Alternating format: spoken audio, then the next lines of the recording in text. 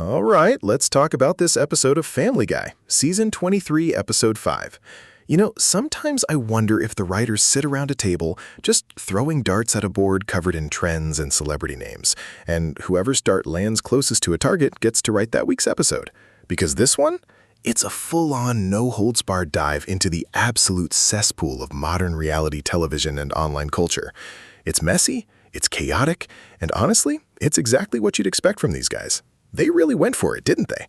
They decided, you know what would be hilarious? Let's take the most absurd, cringe-worthy aspects of dating shows and influencer culture and mash them together with farm animals. And you know what? For the most part, they pulled it off. It's not subtle, it's not groundbreaking television, but it's definitely Family Guy.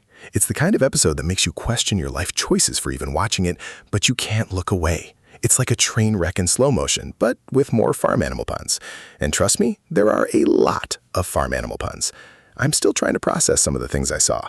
It's a lot to unpack, but we're gonna do it. Get ready, because this episode takes us on a wild ride, and I'm not sure we'll all come out the other side the same. We're talking about horny livestock, desperate contestants, and the general degradation of society, all wrapped up in a nice, neat Family Guy bow. And stick around, because there's a moment near the end that I swear is going to make you rethink everything you thought you knew about Kenny Rogers. Seriously, buckle up. We've got a lot to get through, and frankly, I'm a little scared about what we'll find. But hey, that's why we're here, right? To dive headfirst into the madness. So, if you're new here, consider hitting that subscribe button. We're not doing this for our health. We're doing this because someone has to chronicle the descent into television madness. And frankly, I've got a strong stomach for it. Plus, if you subscribe, you might just learn how to navigate the treacherous waters of influencer culture and reality TV auditions without losing your sanity. Or at least you'll know you're not alone in your bewilderment. Now, let's get into it. This episode, From the Jump, is a commentary, a pretty biting one at that, on the current state of entertainment and relationships. On one hand, you have this show, Sex Farm, which is designed to be as trashy and exploitative as possible, dressing people up as farm animals to find love. It's a perfect metaphor for how we've reduced complex human emotions and connections to manufactured drama and ridiculous gimmicks. Then you've got the contestants themselves, people clearly desperate for attention, willing to do anything to get on TV, even if it means embracing their inner barnyard animal. It's a stark reflection of the influencer age, where authenticity is manufactured and every interaction is a potential brand opportunity. The show tries to tackle the desperation of modern dating, the superficiality of online fame, and the bizarre lengths people will go to for validation. It's definitely not the deepest social commentary you'll ever see, but for Family Guy, it's pretty on the nose. It critiques the idea that love can be found on a reality show and the vapidness of the people who participate. It's also a good dig at the state of network television, which seems to be constantly searching for the next big, exploitative hit. The writing, at times, felt a little scattered, like they had a million good ideas and tried to cram them all in. Some storylines felt more developed than others, and the pacing could get a bit wonky. But overall, the jokes land, even if some of them are a little uncomfortable. The visual gags are there, the character interactions are classic Family Guy chaos, and the sheer audacity of the premise is enough to carry it through. It's not an episode that's going to win any awards for subtle storytelling, but it's a solid Family Guy outing that skewers modern culture with its usual blunt force. It sits comfortably within the season as another example of the show's willingness to poke fun at anything and everything, especially if it's popular and slightly ridiculous. It's a fun, if slightly disturbing, watch, and it definitely leaves you with something to think about, even if that something is just how weird people can be. It's a pretty standard Family Guy episode in that regard, hitting all the familiar beats, but with a fresh, albeit slimy, coat of paint. It's not a season-defining episode, but it's a memorable one for sure. You'll definitely be thinking about the pigs and the chickens long after the credits roll. It's the kind of episode that makes you want to discuss it, to dissect it, to figure out just how they came up with some of these ideas. And that, my friends, is the sign of a good, or at least an interesting, Family Guy episode. It's got that classic blend of shock value, social satire, and sheer absurdity. It's the kind of thing you'd expect from them, and they delivered. It's a wild one, and we're going to dive into all the juicy details.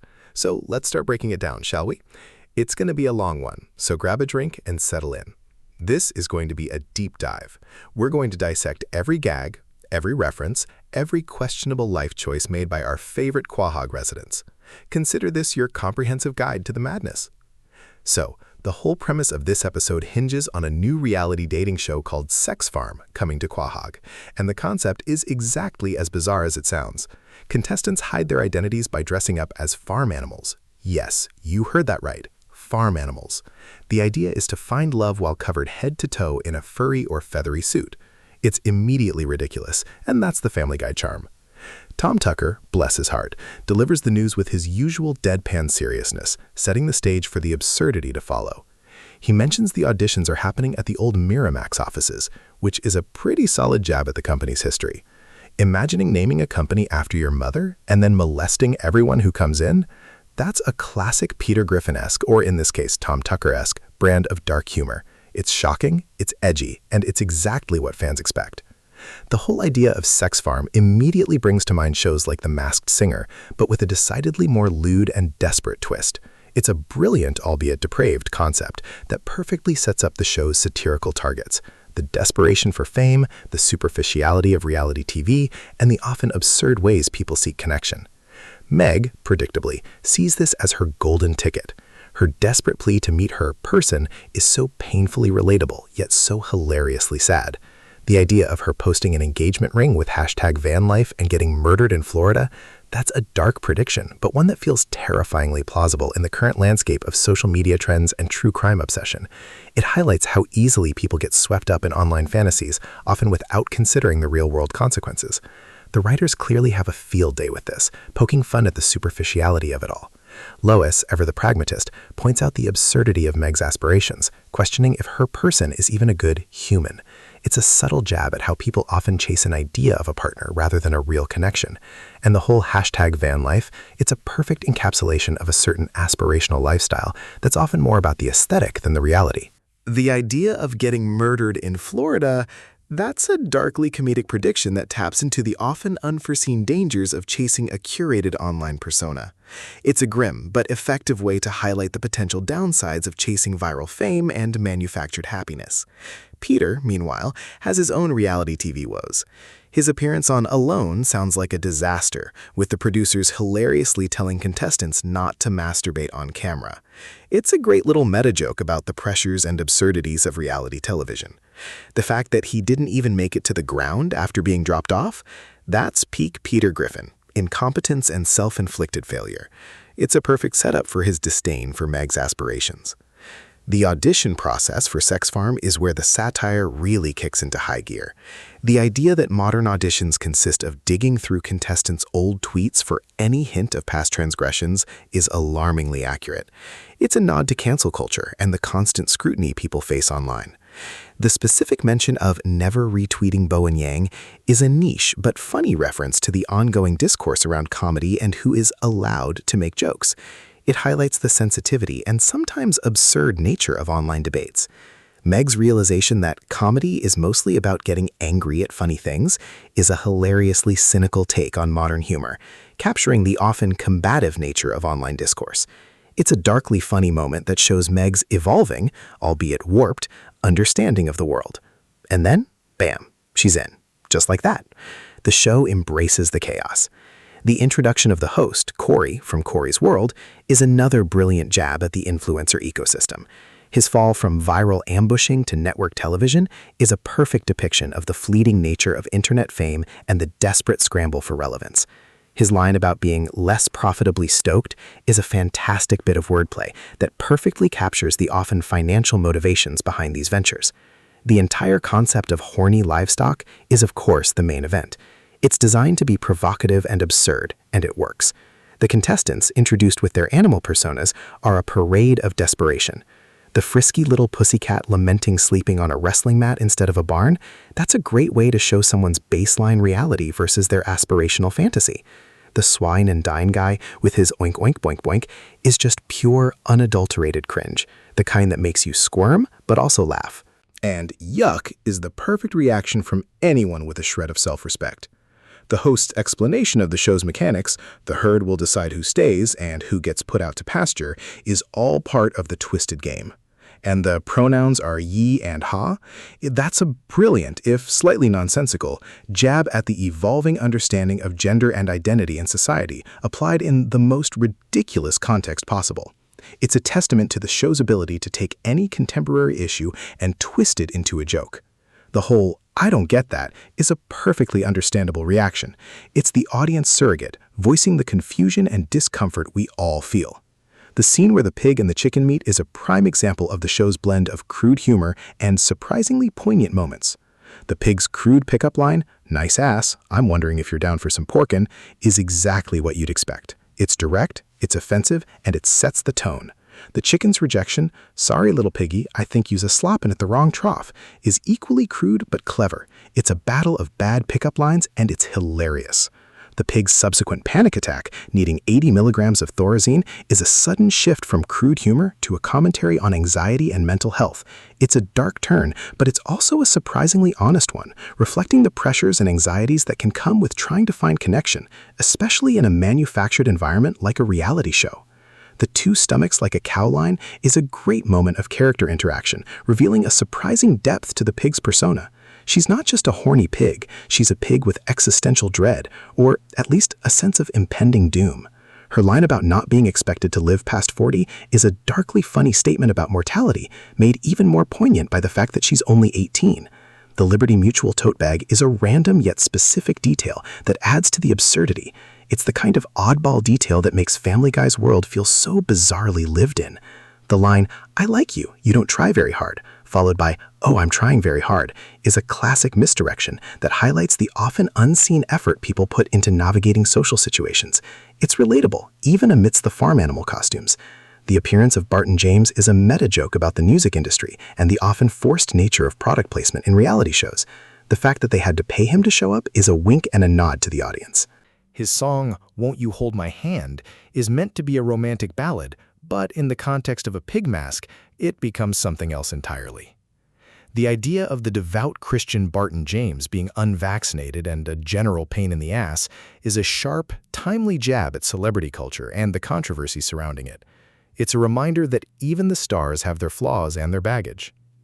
The segment about Kyle Rittenhouse and Barton James doing a duet on Deezer, that's a bold, divisive choice that's sure to get people talking. It's a prime example of Family Guy's willingness to push boundaries and comment on current events, even if it means alienating some viewers.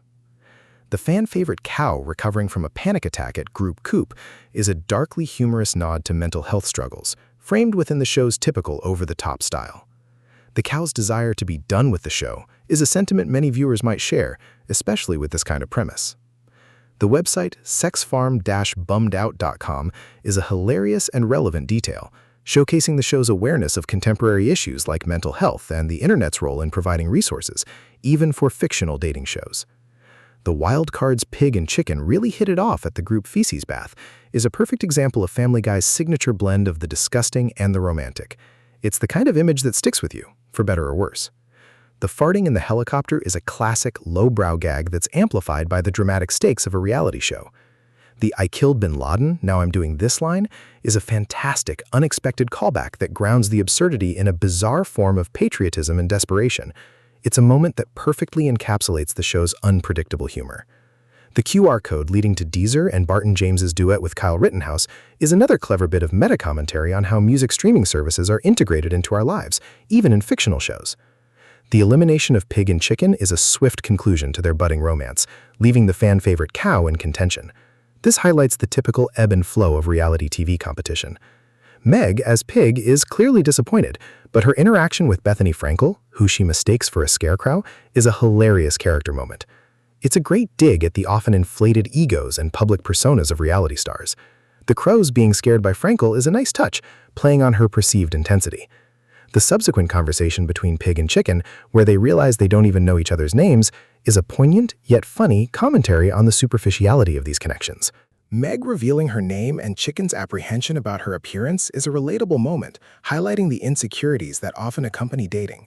The Chicken's reveal as Nugget and his relation to the giant chicken is the episode's twist, setting up the main family plotline. It's a classic Family Guy move. Introduce a tangential plot, then somehow connected back to the Griffin family. The giant chicken's involvement promises more absurdity and conflict. Peter's reaction to Meg's boyfriend, especially his obsession with college, is typical Peter, oblivious and self-absorbed.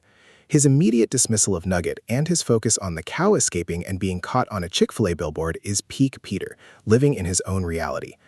The cow's plea for help from a billboard is a dark, funny visual that highlights the desperation of reality show contestants. The Stop Voting for Me plea is a self-aware meta-commentary on audience engagement and the potential for unintended consequences. Meg's date with Nugget and her cryptic mention of dating nobody you know sets up the confrontation with her parents. Lois's comment about the illusionist is a great callback, showing that Meg's romantic life is often a revolving door of bizarre relationships. The illusionist's return, homeless or with a Vegas residency, is a funny way to show the precarious nature of his profession. The cow's threat to jump is a dramatic moment that plays on the audience's sympathy and the show's willingness to push the envelope with dark humor. Peter's "You made me do this" producer Josh line is a classic blame-shifting move, typical of his character. The conversation about Colonel Sanders and Kenny Rogers is a bizarre detour that highlights Family Guy's tendency to go on tangents. The comparison of Colonel Sanders to Hitler is offensive, but in the show's context, meant to be a hyperbolic critique of brand iconography. The explanation of Kenny Rogers' aging process and inability to close his eyes is a darkly humorous, albeit inaccurate, observation about celebrity longevity. The song "When a Girl Loves a Chicken" is a sweet, if slightly odd, romantic moment that contrasts with the earlier crude humor. It shows a genuine connection forming between Meg and Nugget. Their whispered conversation about living a lie like George Santos is a sharp, topical jab at political figures and their often invented personas. The reference to Santos's fabricated identities and the 9/11 story is a classic Family Guy move, pushing boundaries with dark humor. Nugget's surprise visit and the Netflix and chill or peacock and line shows the couple's desire for normalcy, juxtaposed with the bizarre circumstances. The mention of not having Seinfeld or Friends, but potentially having The Cosby Show, is a subtle commentary on streaming rights and cultural relevance. Peter's request for help with Mr. T medallions is a random yet characteristic request that highlights his often self-centered nature. The "fine feathered friend" line is a nice bird pun, fitting for Nugget. Meg's introduction of Nugget as her boyfriend and the revelation that his father is the giant chicken sets up the major conflict with Peter. The "no peacock for a month" punishment is a humorous, over-the-top parental reaction. Meg's despair at not being able to watch The Croods or The West Wing is a funny, relatable expression of her priorities. Peter's comment, "Of all the chickens Meg could have chosen, she had to choose that one," is a classic Peter Griffin prejudice. Lois's response, recounting her own defiance against her father by marrying Peter, is a surprisingly relevant parallel to Meg's situation. It shows Lois's understanding of rebellious love. The "I feel like I've lost my daughter, which means I have two sons," is classic Peter's twisted logic, framing his children in terms of his own desires and ambitions. The sons dying getting their head shaved at orientation is a dark, cynical take on military life and the idea of sacrifice. The "cost of freedom" with an unfolded flag is a poignant yet bleak commentary on the often trivialized sacrifices made in the name of patriotism. Nugget's gratitude for being invited to dinner, followed by the Fabio Goose incident, is a classic Family Guy juxtaposition of the mundane and the absurd. The Fabio Goose story, with its morbid humor, highlights the show's willingness to find humor in dark places. The goose having a name, Evelyn, and 23 children, followed by the GoFundMe page, is a brilliant satire of online fundraising and the commodification of tragedy. Peter's Wi-Fi password, "chickens are scum," is a perfect example of his inherent prejudice and his inability to adapt. The Airbnb mention is a quick jab at the commercialization of everything. The question about soap in the PDF, with the requirement to bring your own, is a subtle commentary on modern living and the increasing demands on individuals. The medical student detail about Nugget is a surprising revelation that adds another layer to his character. Meg's defense of Nugget, "You guys are being very rude to my boyfriend. I love him," shows her growing attachment and defiance. Peter's ultimatum, the old tomato, as a metaphor for a final warning, is a bizarre but effective way to illustrate his extreme reaction. The choice between breaking up with Nugget or breaking up with him is a classic damned if you do, damned if you don't scenario. Peter's demand for the tomato back is a perfect display of his pettiness. Meg's decision to pack her bags and move in with Nugget is a bold act of defiance, fueled by her love and her father's unreasonable demands. The "she literally owns nothing" line is a funny, albeit harsh, observation about Meg's life. Meg's parting words, "Is this a pause The Last of Us type of conversation, or can I my way through this?" is a brilliant meta-commentary on modern viewing habits and the desire for passive engagement. Peter's is exactly what you'd expect. Meg's statement, "If you don't accept Nugget, you don't accept me. I'm moving in with him," is her final declaration of independence. The Megxit pun is a clever, topical reference to political departures, applied to Meg's own escape. Peter's plea, "Meg, please don't go. You're my only daughter, and I can't imagine living without you. Plus, I need your vote to keep a Billy Bass out of our living room," is a perfect blend of genuine emotion and selfish motivation. The Billy Bass subplot is a classic Family Guy gag that keeps the stakes ridiculously low. The vote to keep Billy Bass out is a humorous way to show the family's priorities. Meg's departure is framed as a major event, even if the underlying reason is a singing fish. The Uber driver's song, "Take Me to the River, Drop Me in the Water," is a thematic tie-in to Meg's departure and her new life. The line, "We are thriving without Meg," is Peter's typical denial and inability to face reality. The reason he's not eating is that Meg's departure has genuinely affected him, even if he won't admit it. It shows a rare moment of vulnerability for Peter. It's a really interesting episode because it's so self-aware about the nature of reality TV and internet fame. The way they portray Sex Farm is basically a distilled version of everything we hate about those shows. The desperation, the manufactured drama, the superficiality. And then you have Meg, who is so desperate for connection that she dives headfirst into this cesspool, only to find a surprisingly genuine connection with Nugget. It's a weird dynamic, but it works. The episode really plays on the idea of finding love in unexpected places, even if those places are filled with people dressed as farm animals. It also does a great job of poking fun at the absurdity of modern dating culture, where everything seems to be a performance or a curated online persona. The episode's climax, with Meg choosing Nugget over her family, is a powerful moment of character development for her, even if it comes at the expense of Peter's sanity. It's a classic Family Guy move to have a character achieve something positive only to have it immediately lead to more chaos. The whole giant chicken feud adds a layer of classic Family Guy absurdity. It's a reminder that even when characters try to grow, the show always pulls them back into its familiar, chaotic orbit.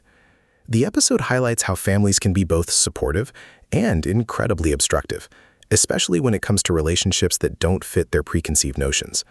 Peter's reaction to Nugget is over the top, but it's rooted in a very real, albeit exaggerated, parental fear of the unknown and a desire to control his daughter's life. Lois's reaction, however, is more nuanced, drawing parallels to her own past defiance. This adds a layer of complexity to the family dynamic, showing that they're not just caricatures, but flawed individuals with their own histories. The episode also touches on themes of identity and authenticity, particularly with the farm animal costumes. The characters are literally hiding their true selves, but in doing so, they paradoxically reveal their deepest desires and insecurities. Meg's journey from a desperate contestant to someone finding genuine love is a testament to her resilience, even within the show's often bleak portrayal of human connection. The satire is sharp, the jokes are plentiful, and the character interactions are classic Family Guy. It's an episode that's sure to resonate with anyone who's ever felt overwhelmed by the absurdity of modern dating or the pressures of social media. It's a reflection of our times, told through the lens of a dysfunctional animated family.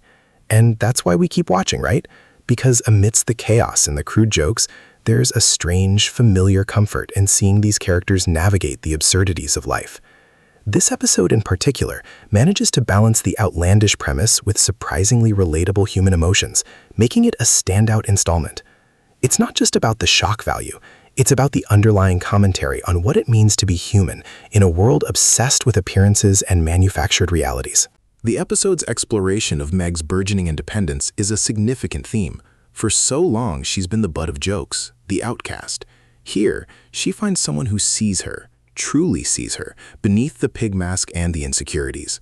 It's a triumphant moment for her character, even if her family's reaction is, predictably, explosive.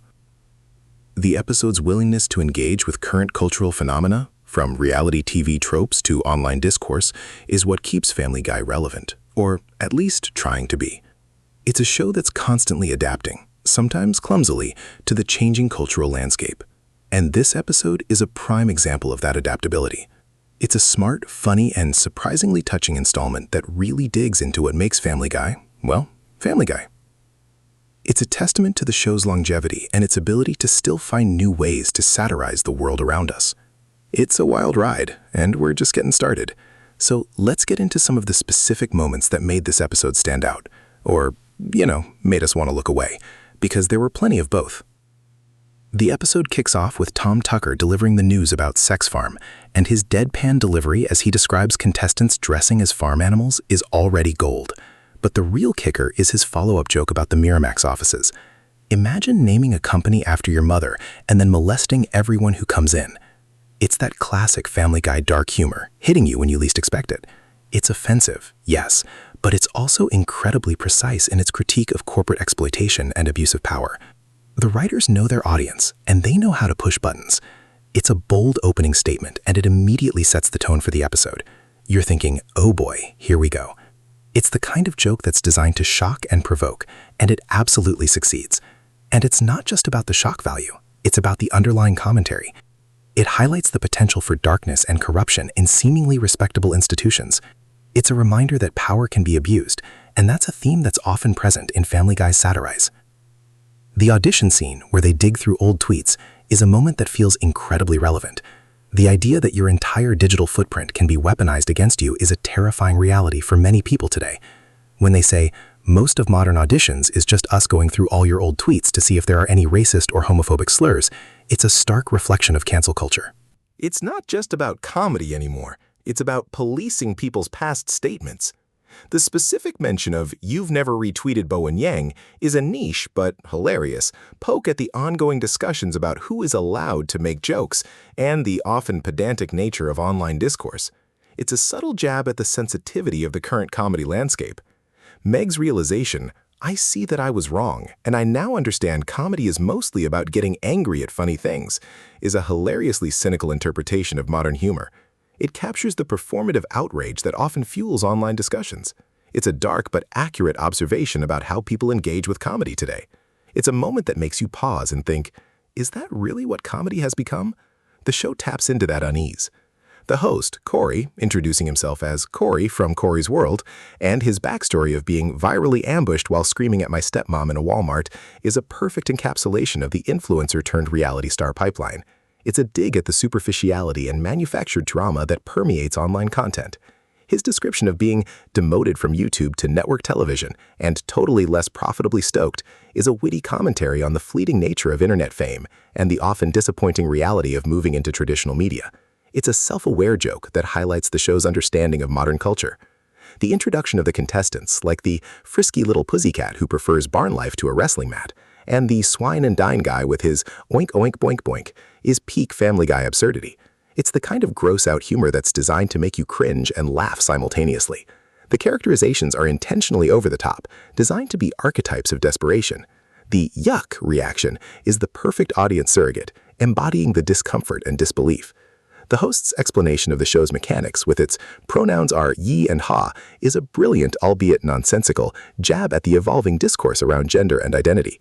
It's a testament to the show's ability to take any contemporary issue, no matter how serious, and twist it into a ridiculous punchline. It's a meta-commentary on how language and social constructs are being reevaluated, but in this context, it's purely for comedic effect. The interaction between Pig and Chicken early on is a masterclass in crude, yet surprisingly effective humor. Pig's line, "nice ass, I'm wondering if you're down for some porkin'," is direct and to the point.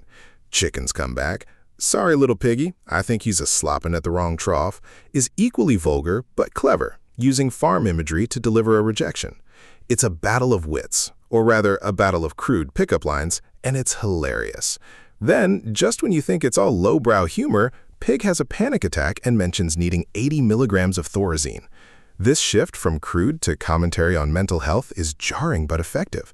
It shows that even within this absurd premise, there are underlying anxieties and pressures. The show doesn't shy away from these darker themes, integrating them into the comedic fabric. Pig's line, "I may be dressed like a pig, but I have 2 stomachs like a cow. I'm not expected to live past 40, is a darkly funny statement about mortality and existential dread. It's a moment that elevates the character beyond just a costume, hinting at a deeper internal struggle. The fact that she's only 18 makes it even more poignant. The random detail of the Liberty Mutual tote bag, used for carrying loose fruit, adds to the surreal humor. It's these small, absurd details that make Family Guy's world so uniquely bizarre. And Meg's line, "I like you, you don't try very hard," followed by the pig's insistence, "Oh, I'm trying very hard," is a relatable moment of social awkwardness. It highlights the often invisible effort people put into navigating social interactions. The surprise appearance of Barton James and the meta joke about needing to pay him to show up is a clever jab at the music industry and product placement in reality TV. The earnestness with which the contestants react to a forgotten musician is a testament to their desperation for any kind of celebrity encounter. The detail that devout Christian Barton James was unvaccinated and a general pain in the ass to deal with is a sharp, timely dig at celebrity culture and the controversies that surround public figures. It's a reminder that even the stars have their baggage and can be difficult to work with. The whole segment about Kyle Rittenhouse doing a duet with Barton James on Deezer is peak Family Guy boundary pushing. It's designed to be provocative and divisive, and it absolutely achieves that. It's a prime example of the show's willingness to comment on current events, even if it means courting controversy. The fan favorite Cow recovering from a panic attack at Group Coop is a darkly humorous way to address mental health struggles. The Cow's plea to be done with the show is a sentiment that many viewers might relate to when faced with such a bizarre premise. The fictional website sexfarmbummedout.com is a hilarious and relevant touch, showing the show's awareness of online resources for mental health, even if it's within a fictional context. The wild card's pig and chicken really hit it off at the group feces bath is a perfect example of Family Guy's signature blend of the disgusting and the romantic. It's the kind of image that sticks with you, for better or worse. The no farting in the helicopter rule and the subsequent violation is a classic lowbrow gag amplified by the dramatic stakes. The line, "I killed bin Laden, now I'm doing this," is an unexpected and hilarious callback that grounds the absurdity in a bizarre form of desperation. It's a moment that showcases the show's unpredictable humor. The QR code for Barton James' duet with Kyle Rittenhouse is another clever bit of meta-commentary on how music streaming services are integrated into our lives, even in fictional shows. It's a nod to how entertainment is consumed today. The elimination of pig and chicken and the reveal that Meg was the pig is where the story starts to fold back into the Griffin family. Her mistaking Bethany Frankel for a scarecrow is a hilarious character moment, playing on Frankel's intense public persona. The crows being scared by her is a nice touch. The realization that they don't know each other's names after their time on the show is a poignant yet funny commentary on the superficiality of the connections made. Meg's reveal and Nugget's apprehension about her appearance sets up the classic Family Guy trope of an unconventional relationship causing chaos for the family. Nugget being the son of the giant chicken is the ultimate twist, ensuring maximum family drama. Peter's reaction to Meg's boyfriend, especially his focus on college, is classic Peter, self-absorbed and oblivious to anything outside his own immediate concerns. His subsequent obsession with the cow escaping and being found on a billboard is a prime example of his attention span and priorities.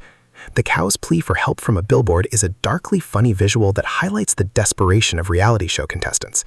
The meta-commentary of the cow's plea to stop voting for him is a self-aware jab at audience engagement and its unintended consequences.